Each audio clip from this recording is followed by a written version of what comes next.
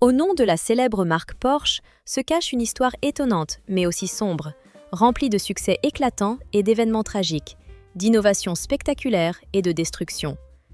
Pour comprendre la réalité de ce nom et suivre le parcours qui a conduit à la création de l'un des constructeurs automobiles les plus célèbres au monde, il faut remonter dans le passé, là où tout a commencé, au XIXe siècle, dans les années 1890. C'est durant cette période que le jeune Ferdinand Porsche, plein d'espoir et de jeunesse, qui venait de quitter un emploi pour une carrière nouvelle, beaucoup plus importante et prometteuse, s'est envolé dans l'univers passionnant et complexe de l'industrie automobile. Au cours des décennies suivantes, il a conçu une série de véhicules parmi les plus rapides et avancés de son temps. Des voitures qui non seulement impressionnaient par leurs caractéristiques techniques, mais établissaient aussi de nouvelles normes dans le design et l'ingénierie automobile. C'est grâce à sa passion insatiable pour l'innovation technologique qu'il est devenu l'un des plus grands ingénieurs de tous les temps. Cependant, malgré ses succès et la reconnaissance qui suivirent la fondation de sa propre entreprise automobile, le destin lui réserva aussi des épreuves sombres, liées à sa participation à des projets militaires commandés par le régime nazi. Ses activités le conduisirent en prison, puis plus tard à un destin tragique qui pourrait bien avoir été le dernier coup porté à sa vie. Préparez-vous donc à un voyage à travers les événements historiques révélant la véritable histoire de Ferdinand Porsche. Comment lui et sa société ont évolué d'un petit atelier d'ingénierie à une marque mondiale de luxe automobile, connue aujourd'hui par des millions de personnes. Ferdinand Porsche est né en septembre 1875 dans un petit village de l'Empire austro-hongrois, qui se trouve aujourd'hui en République tchèque. À cette époque, les moyens de déplacement principaux étaient les carrosses, les trains et les bicyclettes. Les voitures véritables commençaient à apparaître sur les routes, se répandant progressivement à travers le monde. Dans sa jeunesse, le futur ingénieur grandit dans une famille où son père dirigeait un atelier de forge.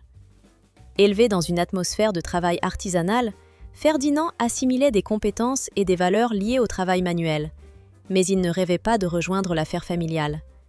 Le jeune Ferdinand voulait tracer sa propre voie, différente de la tradition familiale. Malheureusement, à l'âge de seulement 14 ans, son frère aîné mourut, ce qui constitua un lourd coup pour toute la famille, et particulièrement pour le jeune Ferdinand.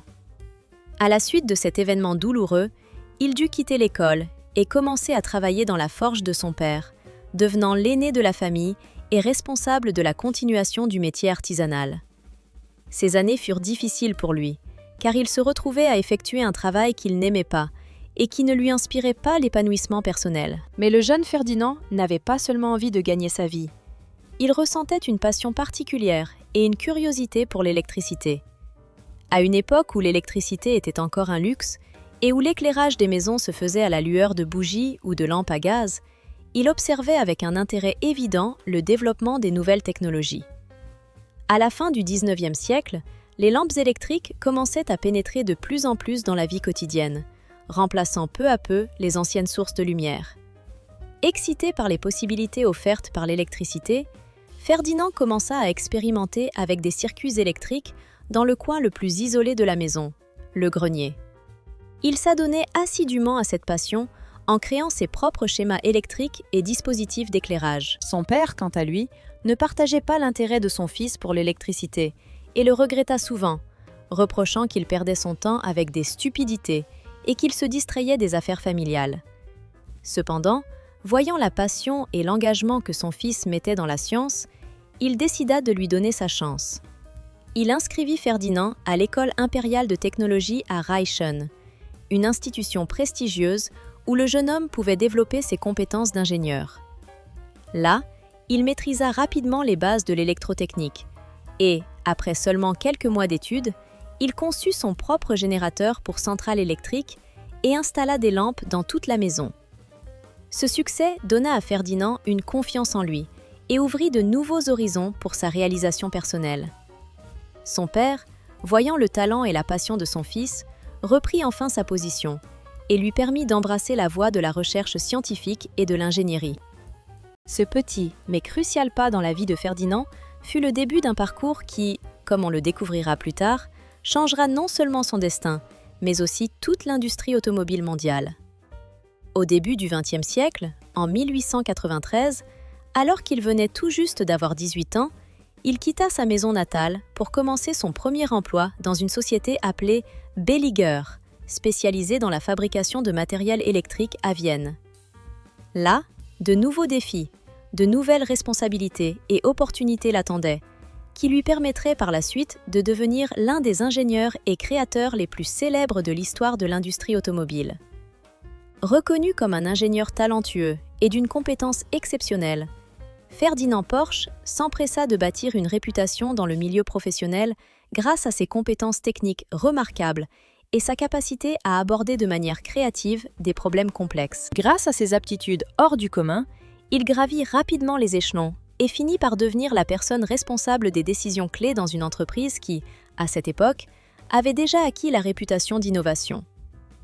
C'est à cette période que Ferdinand, avec une équipe d'ingénieurs, parvint à perfectionner le développement du premier moteur électrique de l'histoire de la société pour une roue motrice. Ce moteur électrique était destiné à être installé sans cadre à l'intérieur de la roue du véhicule, permettant ainsi sa propulsion sans recourir à un moteur à combustion interne.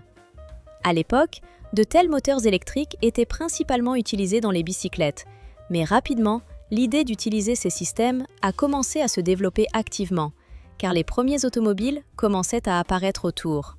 De nouveaux moyens de déplacement brillants et inhabituels, suscitant un intérêt inexprimable tant chez le public que chez les ingénieurs.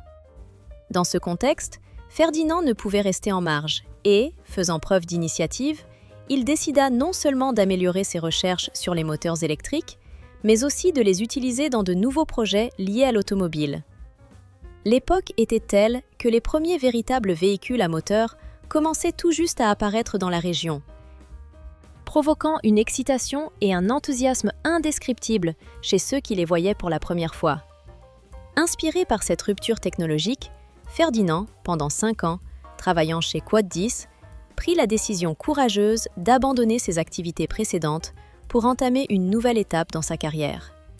Il rejoignit la société Quad 11, qui avait récemment décidé de cesser la fabrication de carrosses et de se lancer dans la création de véhicules autonomes. C'est alors qu'à 22 ans, Ferdinand utilisa son expérience et ses moteurs électriques innovants pour construire sa première voiture conçue de ses propres mains. C'est ainsi qu'apparut le modèle Quad 12. Cette voiture entièrement électrique était bâtie selon le principe d'une carrosse en bois, ce qui, malgré la simplicité de la construction, lui conférait certains avantages et caractéristiques distinctives. La voiture disposait d'une autonomie approximative d'environ 49 miles, ce qui représentait une distance considérable pour l'époque. Cependant, malgré son apparence impressionnante et sa nouveauté technologique, sa vocation était davantage liée à la participation à des courses et compétitions sportives qu'à une utilisation quotidienne régulière. Toutefois, les caractéristiques techniques de ce véhicule, notamment en raison des lourdes batteries au plomb, freinaient le développement des voitures électriques et limitaient sa vitesse maximale à environ 21 miles par heure. Il est important de souligner qu'à cette époque, les automobiles n'étaient pas encore considérés comme un moyen de déplacement pratique et complet. La majorité de ces véhicules étaient principalement utilisés pour des compétitions sportives et des tests à travers l'Europe et l'Amérique, car les courses servaient de laboratoire, permettant de tester les capacités des nouvelles technologies et de renforcer la réputation des fabricants. Au fil de ses travaux, Ferdinand perfectionna sa conception en y ajoutant de nouvelles solutions d'ingénierie, processus qui se poursuivit jusqu'au début du XXe siècle. À la fin du XIXe siècle, en 1900, il décida pour la première fois de combiner la puissance des moteurs électriques avec un moteur à combustion interne, ce qui marqua une étape révolutionnaire. En conséquence, est apparu un hybride unique, la première voiture au monde, combinant les deux types de moteurs, appelé Quad 13. Ce véhicule innovant pouvait démontrer ses avantages en course et a rapidement connu la reconnaissance lors de différentes compétitions, remportant des victoires et établissant de nouveaux records de vitesse, à l'époque jusqu'à 36 miles par heure. Malgré une génialité technique et une adaptation aux besoins futurs, cet hybride rencontrait de graves limitations. Son autonomie relativement courte atteignait seulement environ 5 à 7 miles par charge, et la batterie lourde, pesant près de 2 tonnes, rendait la construction encombrante et maladroite.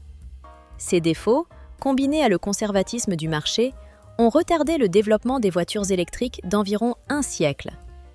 Les relations de sponsoring et d'affaires entre Ferdinand et la société Lohner ont été rompues quelques années plus tard. Les chemins de ces inventeurs se sont séparés. Peu après, le grand constructeur automobile Quat 14 invita Porsche dans son équipe en tant que chef designer en chef. À cette époque, Quat 15 dominait déjà dans le domaine des moteurs à combustion modernes. Et c'est là que le jeune ingénieur a eu sa première opportunité de concrétiser ses propres idées. Pendant cette période, il créa sa première voiture entièrement à essence, nommée Quat 16. Ce véhicule est devenu une étape importante dans sa carrière, car il a démontré sa capacité à développer des groupes motopropulseurs capables d'atteindre des vitesses importantes. Le succès à cette étape l'a poussé à créer une nouvelle voiture, appelée Quat 17, un véhicule puissant de 70 chevaux avec une vitesse de pointe de 85 miles par heure, surpassant presque tous les modèles précédents par leur vitesse et leur technologie. En 2010, cette voiture fut spécialement préparée pour participer à une course prestigieuse, la Quat 18, où elle a réussi à obtenir les 3 premières places, la première, la deuxième et la troisième. Cette victoire a rendu le nom du jeune mécanicien largement connu et reconnu parmi les passionnés et professionnels de l'automobile. Il a été légitimement reconnu comme l'un des meilleurs ingénieurs de son époque, et son influence dans le domaine de la mécanique automobile a considérablement augmenté. Lorsque la Première Guerre mondiale a commencé en 1914, toute l'Europe a été plongée dans une vague de production massive et rapide d'équipements militaires et d'armements. À cette époque, la société spécialisée dans la fabrication de véhicules automobiles a dû pivoter vers la production d'armements et d'équipements appropriés pour l'armée. Parmi les fabricants, une entreprise se distinguait par sa spécialisation dans la fabrication de diverses machines et mécanismes, y compris des équipements lourds indispensables aux besoins militaires. Pendant cette même période, les grandes usines offraient de fortes quantités de matériel pour les besoins de l'armée austro-hongroise, et certaines d'entre elles, dont l'entreprise connue sous le nom de Quat 19, contribuaient de manière significative à l'approvisionnement des forces armées. Parmi les noms marquants de cet ensemble de production figurait Ferdinand Porsche, ingénieur et inventeur talentueux, qui, grâce à ses compétences exceptionnelles et à son approche novatrice, achevait la conception de nouveaux modèles de systèmes techniques. Au début de la guerre, il fut chargé de la création de machines spécialisées pour les besoins du front.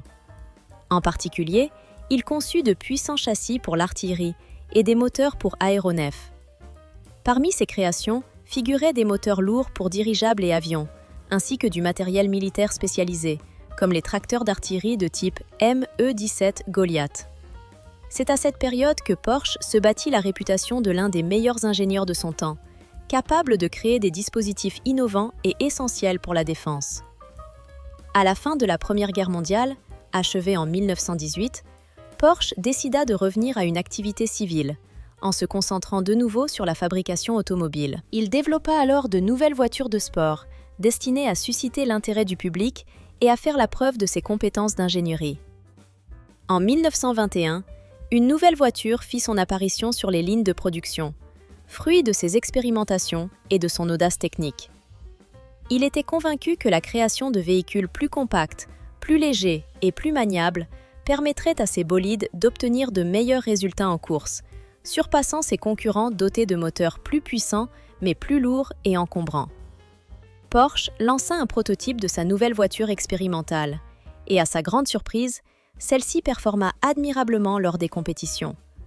En une saison, elle remporta 33 des 53 courses auxquelles elle participa.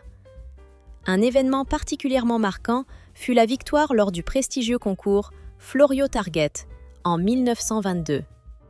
Depuis, ce véhicule est devenu un symbole de l'ingénierie efficace et du savoir-faire sportif. L'année suivante, en 1923, Ferdinand Porsche déménagea à Stuttgart, la capitale du sud de l'Allemagne, pour poursuivre sa carrière. Il y occupe le poste de directeur technique et d'ingénieur principal dans la division de la société Daimler, qui sera plus tard fusionnée avec Benz pour former le groupe Daimler-Benz. Pendant cette période, en travaillant pour cette nouvelle entreprise, il conçut et construisit une luxueuse gamme de voitures sous la marque Mercedes-Benz. Cette série devint en réalité un précurseur des voitures haut de gamme modernes, combinant performance élevée, élégance et confort, puisqu'elles étaient destinées aussi bien à la compétition qu'à l'usage quotidien. Mais sa voie créative ne s'arrêta pas là. En 1928, Ferdinand Porsche a présenté l'une de ses réalisations les plus brillantes et significatives, la voiture de sport Quote 25. On peut dire que cette voiture est devenue l'une des plus rapides et puissantes de son époque. Le nom SSK signifie Super Sport Kurz, ce qui se traduit par Super Sport court, indiquant ses caractéristiques et sa destination. Ce véhicule était équipé d'un moteur de 7 litres, qui à l'époque offrait des performances impressionnantes en termes de vitesse et de dynamique, en faisant un modèle de puissance et de génie technique, ouvrant de nouveaux horizons dans le développement des voitures de sport. Le moteur à 6 cylindres d'1 litre de cylindrée, qui développait une puissance de 200 à 300 chevaux, pouvait atteindre une vitesse de 190 km/h, et la version la plus puissante, avec 300 chevaux, pouvait atteindre jusqu'à 235 km/h. Ce modèle du célèbre constructeur allemand Mercedes-Benz est devenu le véritable champion de 1929 lors de la célèbre course de 500 000 en Argentine.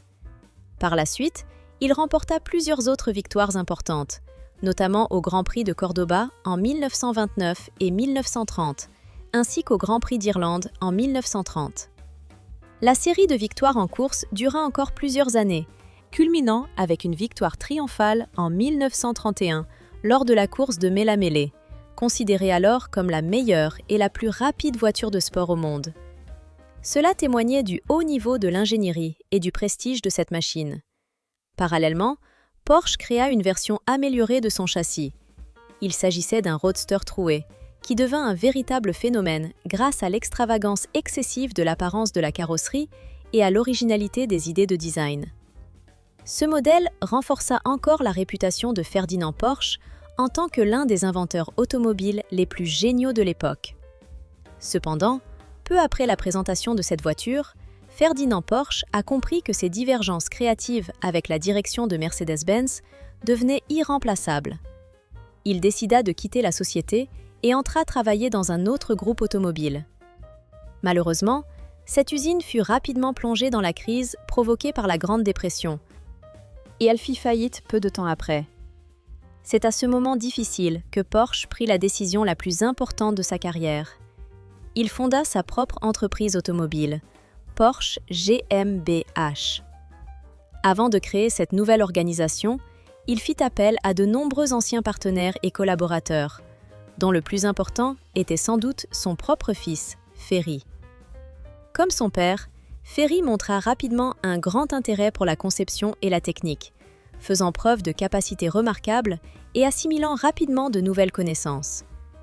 Il cherchait constamment à perfectionner ses compétences et travaillait dans toutes les conditions, à tout moment, pour se faire connaître en tant qu'élève digne et héritier du talentueux père.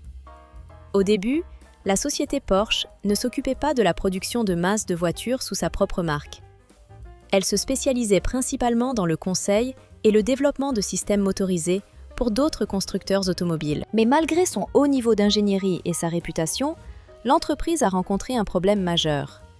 Les clients dans le pays commençaient à être très peu nombreux, car à cette époque, le pays se relevait encore des conséquences dévastatrices de la Première Guerre mondiale. La demande pour des voitures particulières était extrêmement faible, et l'entreprise était pratiquement au bord de la faillite. Cependant, cette situation a rapidement commencé à changer. C'est alors que le destin de l'entreprise a été bouleversé par un événement inattendu. En 1933, le président de la société a reçu une lettre qui a radicalement modifié sa trajectoire future. Il s'agissait d'une lettre provenant d'une source assez inattendue. La même année, Adolf Hitler est arrivé au pouvoir en Allemagne, devenant chancelier du pays, et a commencé à manifester un intérêt particulier pour l'industrie automobile. Il a fortement encouragé le recrutement des meilleurs ingénieurs, parmi lesquels Ferdinand Porsche, et planifié avec insistance la création d'un nouveau type de véhicule révolutionnaire. Hitler a fixé un objectif ambitieux, faire en sorte que chaque Allemand puisse posséder sa propre voiture. Cette voiture devait être facile à conduire, capable de transporter une famille de 5 personnes, peu gourmande en carburant et en même temps peu coûteuse à produire. Selon son idée, le prix de cette voiture ne devait pas dépasser 912 Reichsmark, ce que de nombreux ingénieurs considéraient comme pratiquement impossible à atteindre. C'est justement à cause de cette ambition que cette voiture a été nommée Quote 29, ce qui signifie Quote 30. Porsche a préparé un projet de design et a finalement été choisi comme vainqueur du concours pour la fabrication de ce véhicule. Ce fut le début d'une nouvelle alliance entre deux hommes, Hitler et Porsche. Étant donné que Hitler avait besoin d'un guide technique pour la réalisation de son plan grandiose de créer une voiture accessible à tous, et que Porsche avait besoin d'un protecteur politique pour assurer le financement et le soutien de sa société, leurs intérêts communs se sont trouvés mutuellement bénéfiques. Au début des années 1930, l'équipe de Ferdinand Porsche a commencé à travailler sur la voiture la plus réussie de l'histoire de l'humanité, la Volkswagen Coccinelle, ou plus simplement, Quote 31. Sa conception était réellement révolutionnaire. Il s'agissait d'une voiture à 2 compartiments avec une carrosserie en forme de ruche d'abeille, une forme classique qui est rapidement devenue sa caractéristique principale. La voiture était équipée d'un moteur refroidi par air placé à l'arrière, ce qui simplifiait considérablement l'entretien, réduisait le coût des réparations et favorisait une conduite plus facile grâce à un meilleur équilibre des poids. Grâce à sa légèreté en entretien et à sa grande économie de carburant, elle pouvait parcourir environ 31 km avec 1 litre. Cette voiture est devenue un véritable chef-d'œuvre de l'ingénierie et un moyen de transport populaire. À l'époque où la voiture, connue sous le nom de Coccinelle, avec une consommation d'environ 4 miles par gallon, avait déjà rencontré un succès considérable, ce qui était étonnant pour son époque. Elle constituait néanmoins une étape importante pour la société Porsche et son fondateur. Ce fut le fruit d'efforts longs et d'un travail acharné, car après avoir reçu plus de 300 000 commandes pour ce véhicule tout-terrain, Porsche pouvait fièrement regarder sa nouvelle création, qui était alors la plus grande réussite de l'entreprise. Ce modèle continue à susciter l'admiration par sa sophistication technologique et son efficacité. Au moment où l'usine Volkswagen préparait la production en masse de cette voiture pour le grand public, le chef ingénieur et créateur de ce chef-d'œuvre était rempli d'espoir et d'attentes pour de futurs succès. Cependant, en même temps, des événements se produisaient qui allaient bouleverser complètement sa vie et le destin de son projet. En septembre 1939, lorsque l'Allemagne nazie envahit la Pologne, cet événement marqua le début de la Seconde Guerre mondiale. Suivirent la déclaration de guerre de la Grande-Bretagne et de la France à l'Allemagne, donnant lieu à l'un des conflits les plus sanglants de l'histoire de l'humanité. Toute activité de production du Coccinelle fut immédiatement suspendue. Au lieu de la production pacifique, la guerre commença, et toutes les forces de l'usine Volkswagen furent redéployées pour répondre aux besoins de la défense. La priorité absolue devint la fabrication d'équipements militaires. En cette période difficile, Porsche, considéré comme l'un des ingénieurs les plus talentueux du pays et également proche d'Hitler, fut entraîné dans des projets militaires pour l'armée nazie. Cela signifiait que son talent et ses compétences étaient mobilisés pour créer différents types d'équipements militaires, tels que des véhicules de combat tout-terrain et des armements. Parmi ces réalisations figure le Quote 34, version militaire du célèbre Quote 35, Quote 36, machine de peuplement ou de destruction de chars, ainsi que des missiles à réaction de type V1, connus sous le nom de Quote 37 ou Quote 38. Tout cela témoigne de sa participation à des projets militaires à grande échelle, et il devint l'un des principaux ingénieurs du régime nazi dans le domaine de la création de l'armée et de la technologie. Cependant, malgré le fait que Porsche fût parmi les ingénieurs favoris d'Hitler et jouissait de sa confiance, ses projets n'atteignaient pas toujours les attentes du dirigeant principal. Cela était particulièrement vrai pour le développement des chars de combat. Hitler organisait des concours et des compétitions entre ingénieurs pour déterminer qui pourrait obtenir le contrat de production en série du Tigre, un char lourd destiné aux opérations de combat sur le front.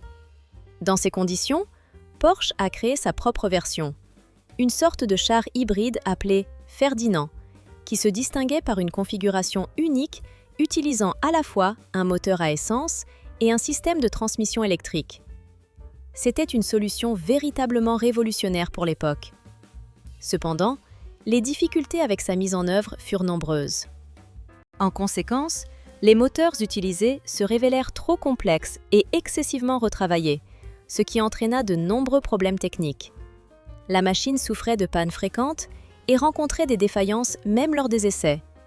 Finalement, le concours fut remporté par la société Henschel et Fils, qui obtint le contrat pour la fabrication des Tigres, et le projet Porsche se retrouva dans une situation difficile.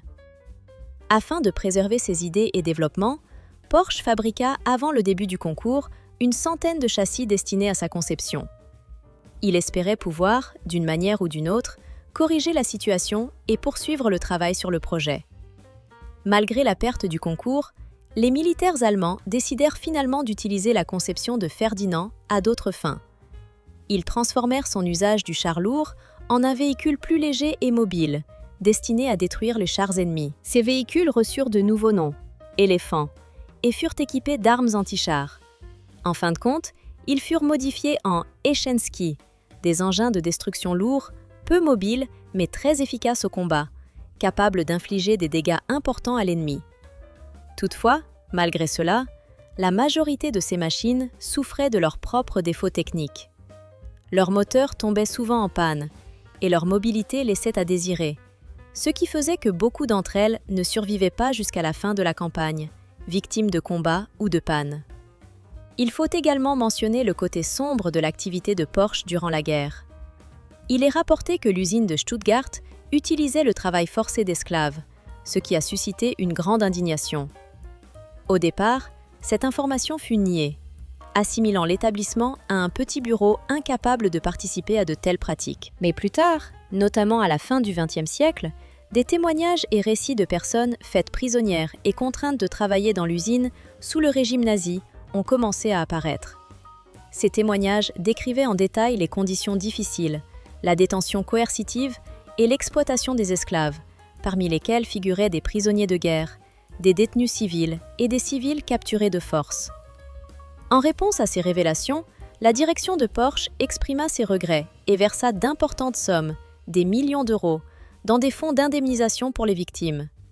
Cette démarche fut une reconnaissance des erreurs du passé et une tentative de racheter l'honneur face à ceux qui avaient souffert du travail forcé et des conditions difficiles créées sous le régime nazi.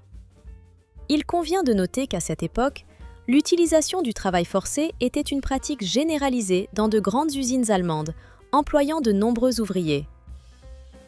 Des prisonniers de guerre, payés très peu ou pas du tout, étaient souvent recrutés comme esclaves. Ils travaillaient souvent jusqu'à l'épuisement total et mouraient lors de travaux harassants ou en raison d'une exhaustion extrême. Malgré leur participation à de telles activités illégales et leur collaboration avec les nazis, Ferdinand Porsche n'était pas une figure publique marquante de leur idéologie. Il montrait presque aucune sympathie pour le national-socialisme, levait rarement la main en salutation à Hitler et se distinguait toujours par son manteau gris élaboré et strict, en contraste avec les officiers vêtus de uniformes bruns. Son attitude envers la direction du parti était plutôt formelle, et la distinction de tiré-bas, quote, tiré-bas, 46, tiré-bas, tiré-bas, tiré-bas, qu'il reçut, était perçue comme une simple formalité à laquelle il ne attachait pas beaucoup d'importance. Principalement, il se concentrait sur l'expansion de ses intérêts commerciaux et la satisfaction des commandes gouvernementales. Grâce à ses efforts et à son talent technique, l'entreprise Porsche a connu des succès considérables. De bénéfices de 3 000 Reichsmark en 1930, elle est passée à plus de 2 millions de Reichsmark en 1944. Bien que sa participation aux activités militaires lui ait coûté très cher, le destin en a décidé autrement après la guerre. Ferdinand Porsche fut arrêté par le gouvernement français et emprisonné pour crimes de guerre, en raison de son affiliation à l'organisation nazie, son appartenance au SS, ainsi que de sa relation étroite avec Adolf Hitler, qui a joué un rôle déterminant dans son destin. Dans cette période de détention, dans ce contexte difficile et tendu, la seule personne capable de préserver et de poursuivre l'œuvre commencée était son seul héritier, son fils Ferdinand, nommé Ferry Porsche. C'est à lui que revenait le rôle de leader, de poursuivre le mouvement et de guider la marque Porsche vers de nouveaux succès et innovations, lui insufflant un nouvel élan et un avenir prometteur. En préparant ce récit, une question importante ne m'a pas quitté. Et si Ferdinand Porsche décidait aujourd'hui, à notre époque, de tout recommencer? Quelles mesures prendrait-il différemment si sa carrière commençait maintenant, dans le contexte actuel? Le monde moderne a radicalement changé au fil des ans, et il est certain que l'apprentissage en ligne est devenu l'un des moyens les plus efficaces et pratiques pour acquérir de nouvelles connaissances et compétences à notre époque. C'est pourquoi j'ai décidé d'en profiter pour partager avec vous des informations sur une plateforme qui permet d'apprendre de manière efficace et intéressante, le site brilliant.org. On y trouve une multitude de leçons et de cours accessibles en ligne, et de nouveaux programmes sont ajoutés presque chaque mois. Parmi eux, des disciplines telles que les sciences, les mathématiques, l'ingénierie, l'informatique et bien d'autres encore. J'ai personnellement suivi un cours d'ingénierie sur ce site, et pour être honnête, cela semble incroyable, mais ils enseignent réellement comment lancer des fusées dans l'espace. Bien que cela soit évident que la plupart d'entre nous ne pourront probablement jamais envoyer une fusée dans l'espace, le processus et la séquence d'actions présentées dans ce cours sont expliqués de manière très claire et permettent de comprendre les principes fondamentaux de la construction de fusées et des lancements spatiaux. Tout le contenu est présenté de façon à ce qu'il soit compréhensible, même sans connaissances spécialisées, en montrant clairement comment sont structurées les étapes principales du lancement et quelles lois physiques sont impliquées. Ce que je trouve particulièrement attrayant sur brilliant.org, c'est leur approche de l'apprentissage. Contrairement aux méthodes traditionnelles, les grands et complexes sujets y sont décomposés en parties plus simples et faciles à assimiler. Chaque idée ou concept est présenté dans un langage si accessible que toute personne, même sans formation spécialisée approfondie, peut le comprendre dès la première lecture. Et tout cela à travers de courtes leçons interactives, qui prennent en moyenne environ 15 minutes par jour. Ces séances, appelées Quote 47 ou Quote 48, rendent l'apprentissage très pratique et structuré. Grâce à ce format, il est possible d'améliorer considérablement son niveau de connaissance en peu de temps, de passer d'un niveau débutant à des niveaux plus avancés et d'acquérir de nouvelles compétences de façon plus efficace. Si vous souhaitez commencer une formation entièrement gratuite, vous pouvez visiter le site brilliant.org et découvrir leurs offres.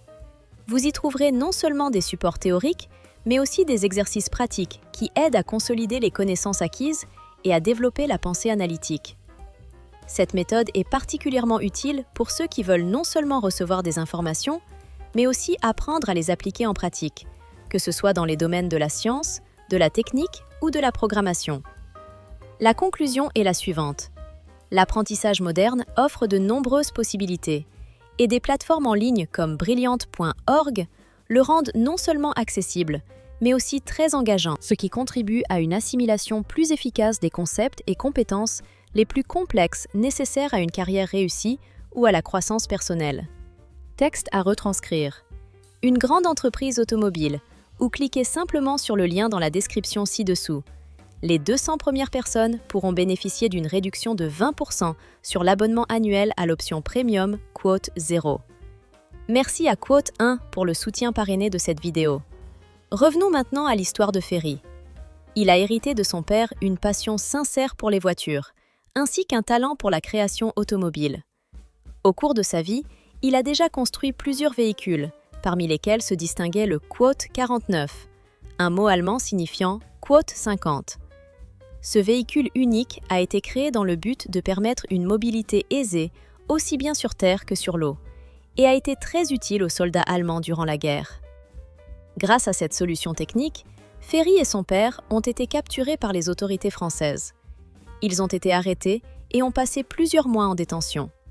En réalité, la seule raison pour laquelle le gouvernement français a libéré Ferry était la nécessité de trouver de l'argent pour sortir de difficultés financières et payer la libération de son père. À cette fin, Ferry a conclu un contrat avec le constructeur automobile italien Sicilia. Dans le cadre de cet accord, il a créé une voiture appelée Sicilia 360, qui à l'époque était considérée comme un véhicule très avancé. Cette voiture était conçue pour participer aux courses du championnat du monde, la Formule Grand Prix. Cependant, en raison des difficultés financières de l'entreprise et des changements de règlement dans les règles de course, elle n'a jamais été mise en piste. Heureusement, Ferry a reçu sa part des bénéfices à l'avance. Et grâce à cet argent, il a pu libérer son père après 22 mois passés en prison. Malheureusement, les mauvaises conditions de détention de Ferdinand ont inévitablement conduit à une dégradation de sa santé, qui s'est aggravée et l'a tourmenté jusqu'au dernier jour de sa vie. En raison de cet état de santé, Ferdinand ne pouvait pas reprendre le travail. Dans ces circonstances, toute la responsabilité est tombée sur Ferry. Il devait réaliser les idées et les rêves de son père dans une nouvelle entreprise. Ferry a remarqué que l'usine automobile où il travaillait auparavant, Sicilia, fabriquait de petites voitures de sport utilisant des moteurs Fiat. Et il s'est demandé pourquoi il ne ferait pas la même chose, mais à partir de pièces Volkswagen. Il a rencontré le directeur général de Volkswagen et a conclu un accord avantageux. Dans le cadre de cet accord, il a obtenu le droit d'utiliser les pièces de la voiture Volkswagen, ainsi que d'étendre leur vente via leur réseau de concessionnaires. De plus, il a fourni des documents prouvant que la création de la Quote 5, Quote 6 avait commencé avant la guerre et avait été initiée par son père. Ces informations ont convaincu Volkswagen de payer des droits de licence à Porsche pour chaque modèle -bas, Quote, -7, produit. Grâce à ces négociations, Ferry a prouvé qu'il n'était pas seulement un ingénieur qualifié, mais aussi un homme d'affaires talentueux. La partie la plus importante de l'accord était celle qui a donné à la société Porsche la base financière nécessaire pour lancer ses propres expérimentations et développer de nouvelles voitures. Finalement, en 1948, Ferry a présenté la première voiture portant le nom de sa famille, Porsche 365. Cette petite voiture de sport à 2 portes était équipée d'un moteur à air de chez Volkswagen et atteignait une vitesse maximale de 87 miles par heure. Bien que sa puissance et sa vitesse fussent insuffisantes à l'époque, Ferry a continué à perfectionner le design de la voiture, la rendant plus rapide et plus facile à conduire. La même année, il a emmené sa nouvelle voiture à Innsbruck, en Autriche, où il a remporté une course. Pourtant, cette première victoire n'était que le début. Elle a posé les bases solides pour les futurs succès de Porsche dans le monde de l'automobile. Au début, les ventes du modèle 356 étaient faibles, mais la voiture a rapidement gagné en popularité parmi les passionnés d'automobile, principalement grâce à ses caractéristiques et son apparence. Même Ferdinand Porsche était très satisfait du lancement de sa création, et son père, Ferdinand Porsche Senior, était incroyablement fier de son fils et ne cachait pas sa joie et son soutien. En 1950, il a une seconde fois visité l'usine Volkswagen pour voir la réalisation de son idée avec la Beta. Il y est allé avec beaucoup de bonheur, car il voyait enfin son rêve devenir réalité. Malheureusement, Ferdinand ne vécut pas jusqu'à ce moment où son modèle légendaire, la Quote 52, et la célèbre marque Porsche atteindrait la renommée mondiale. Il est décédé seulement 1 an plus tard, à l'âge de 75 ans, avant de voir ses plans et ses réalisations apporter à l'industrie automobile un siècle de succès et de reconnaissance. Peu de temps après sa mort, les ventes des modèles Porsche ont considérablement augmenté, notamment après que, en 1960, la marque a triomphé lors de la légendaire course de Le Mans, qui s'est tenue dans l'année 1960. Cet événement est devenu un tournant dans l'histoire de la marque, attirant l'attention de nombreux passionnés d'automobile et d'amateurs de vitesse. Rapidement, de nouveaux modèles ont été lancés sur le marché, tels que la Porsche 356 Speedster et la Porsche 356 Carrera, qui ont conquis le cœur de nombreux pilotes sportifs et célébrités, appréciant non seulement la puissance de la voiture, mais aussi son design élégant. Ces modèles sont rapidement devenus des symboles de l'esprit sportif et des hautes technologies, faisant le pont entre le passé et le futur de la marque. Malgré leur succès notable, la Porsche 356 n'était qu'une modification du Volkswagen Beetle, véhicule qui, à l'époque, représentait une véritable révolution dans l'industrie automobile mondiale. Mais malgré de nombreuses améliorations et innovations liées à cet exemplaire classique, avec le temps, les propriétaires et les fans de la marque ont commencé à se lasser de son apparence immuable. Ainsi, les caractéristiques de cette voiture comprenaient principalement de légers changements cosmétiques et des améliorations techniques. Mais dans l'ensemble, le design restait reconnaissable tout en manquant d'innovation progressiste. Face à la concurrence croissante et aux besoins de quelque chose de fondamentalement nouveau, les propriétaires et ingénieurs de Porsche ont compris qu'ils devaient prendre des mesures radicales. Il était nécessaire concevoir et créer une voiture entièrement nouvelle qui conserverait la reconnaissance et l'esprit de la marque, mais offrirait également un niveau supérieur de performance et de style. C'est à ce moment-là que le destin de la marque a changé, grâce à l'émergence d'une personne qui pourrait devenir l'un des plus grands innovateurs de son histoire, le fils de Ferry, Amilcar Ferry, qui, à l'image de son père Ferdinand Porsche, a emprunté la voie familiale, entrant dans l'industrie automobile dès son plus jeune âge. Cependant, contrairement à son prédécesseur, Amilcar s'intéressait davantage à la conception et au design qu'à l'ingénierie, et se considérait comme un maître talentueux, façonnant avec habileté l'apparence de la voiture. Après avoir suivi une formation dans un atelier de carrosserie spécialisé du constructeur Porsche, il acquit une expérience pratique qui l'aida à comprendre toutes les subtilités de la modélisation artistique et technique des autos. Grâce à ses connaissances, il entreprit résolument de participer à la création de la nouvelle génération de véhicules de la marque. En premier lieu, en développant l'un des modèles sportifs les plus célèbres de l'histoire, la voiture appelée Quote 53, ou simplement Porsche 911. La Porsche 911 ne fut pas simplement une remplaçante de la 356 précédente. Elle devint une voiture entièrement nouvelle, équipée d'un moteur plus puissant et de nouvelles technologies.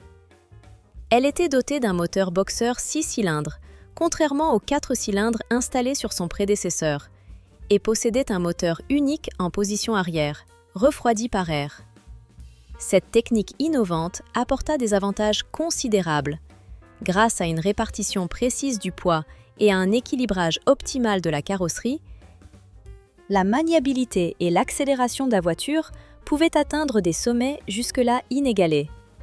En conséquence, le conducteur ressentait une sensation exceptionnellement fluide de conduite, difficile à comparer avec celle d'autres voitures. Une autre différence importante concernait la fiabilité. Alors que la majorité des voitures de sport nécessitent un entretien constant, des réparations et une maintenance attentive, le modèle 911 était renommé pour sa facilité d'entretien et sa durabilité accrue. Aujourd'hui encore, on estime que plus de 70% de tous les véhicules 911 jamais construits continuent à satisfaire leurs propriétaires sur la route, témoignant de sa robustesse et de sa longévité exceptionnelle. La nouvelle version fut officiellement présentée en septembre 1964. Depuis lors, déjà plusieurs décennies, elle a gagné en popularité et est devenue sans conteste le modèle phare de la marque. Peu importe à quel point le design était exceptionnel ou combien chaque nouvelle version offrait une sensation de conduite particulière, Porsche est toujours resté fidèle à son principe: proposer ce que demandaient les acheteurs. La société publiait régulièrement des versions plus rapides et plus puissantes, telles que la 911 Carrera S et la 911 Turbo, ce qui porta ses ventes à plus de 20 000 unités par an dans les années 70. Et malgré la réputation déjà bien établie d'un des meilleurs fabricants de voitures de sport au monde, Porsche ne s'arrêta pas là.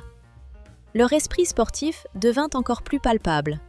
La société étendit ses réussites dans le domaine de la compétition automobile. Dans ce nouveau domaine pour eux, Porsche a connu des succès significatifs et s'est affirmé comme une force avec laquelle il faut compter. La première apparition de leur 9e, 111e modèle sur la piste a eu lieu lors du célèbre rallye de Monaco en 1965, où il a obtenu un résultat honorable, se classant 5e. Depuis lors, Porsche a constamment amélioré ses techniques et a remporté des victoires triomphales lors du même rallye entre 1968 et 1971, témoignant de leur supériorité technique et de leur maîtrise ingénieuse. Depuis l'arrivée sur le marché de leur nouveau modèle, la marque a commencé à récolter des récompenses et a triomphé dans presque toutes les compétitions prestigieuses du sport automobile. Cette voiture, alliant puissance et technologie, a constamment démontré sa supériorité. Elle a remporté la célèbre Targa Florio, parcouru l'immense désert du Paris-Dakar, participé aux courses de Daytona de 30 heures et remporté à plusieurs reprises divers championnats de rallye et de courses dans la catégorie GT, renforçant ainsi sa réputation parmi les voitures de sport les plus réussies et légendaires de l'histoire automobile. En même temps, à l'horizon, des changements difficiles ont commencé à apparaître. Malheureusement, à un moment donné, Ferdinand Porsche a quitté l'entreprise. L'homme qui avait posé les bases de son succès et rendu la marque célèbre dans le monde entier. Et comme ni ses fils ni d'autres proches ne s'intéressaient à poursuivre ses efforts, le conseil de famille a décidé de répartir les actions de l'entreprise et de nommer un nouveau directeur. Cette étape a marqué la fin de l'ère de la gestion familiale de l'entreprise, un tournant important dans son histoire. Malgré cela, la marque Porsche n'a pas arrêté son développement et a continué à perfectionner ses modèles, lançant des voitures de plus en plus dynamiques et sportives. Peu à peu, elle s'est consolidée comme l'un des leaders parmi les fabricants de voitures de sport, conquérant le marché et le cœur des amateurs d'automobiles à travers le monde. Cependant, comme dans toute histoire de succès, des temps plus sombres sont arrivés. Il serait naïf de penser que crise et difficultés ont épargné la marque. Le temps d'épreuve pour l'entreprise est arrivé soudainement et brutalement. En 1991, lorsque la valeur du dollar américain a commencé à chuter rapidement et que les coûts de fabrication de voitures de haute qualité augmentaient, Porsche a rencontré de graves problèmes.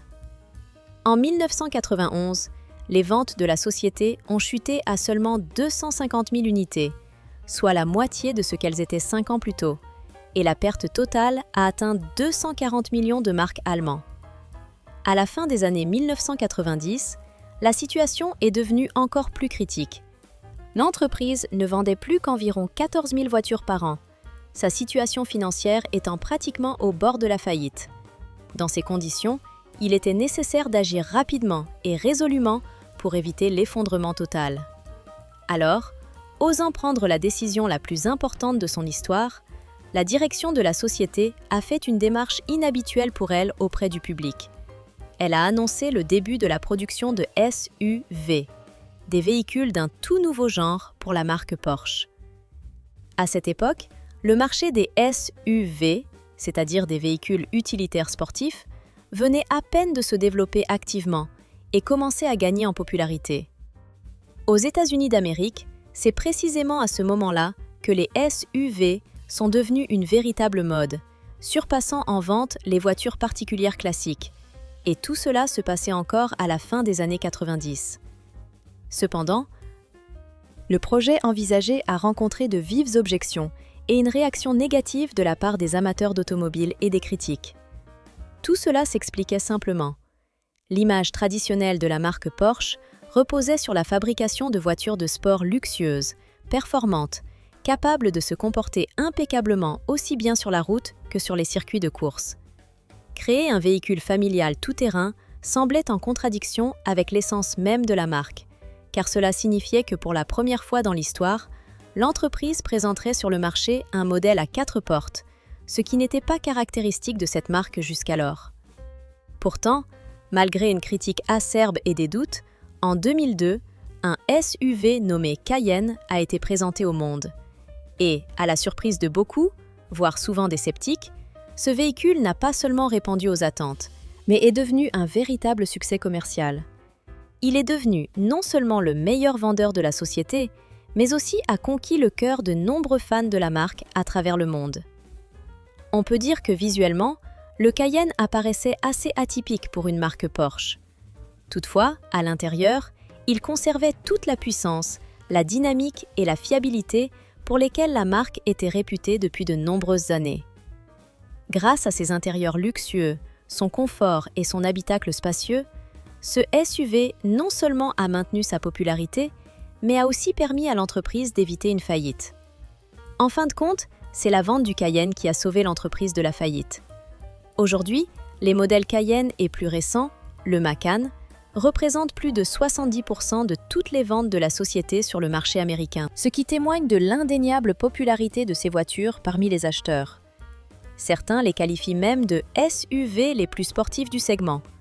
Pourtant, la majorité des amateurs conservent une affection pour les voitures de sport classiques.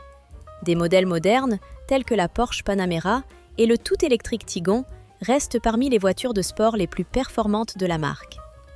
Aujourd'hui, après que Porsche a été intégré au groupe Volkswagen, la marque continue de tenir une place honorable parmi les véhicules de luxe dans le monde et est légitimement considéré comme l'un des principaux fabricants de véhicules d'élite. Les années ont passé, mais l'histoire de ce célèbre constructeur automobile continue d'inspirer des millions de personnes. J'espère que cette courte excursion dans l'histoire de la marque vous a été à la fois intéressante et instructive, montrant que même les étoiles les plus brillantes peuvent traverser des périodes difficiles. Mais qu'avec les bonnes décisions et la foi dans la puissance de la marque, tout peut être surmonté et des horizons nouveaux atteints.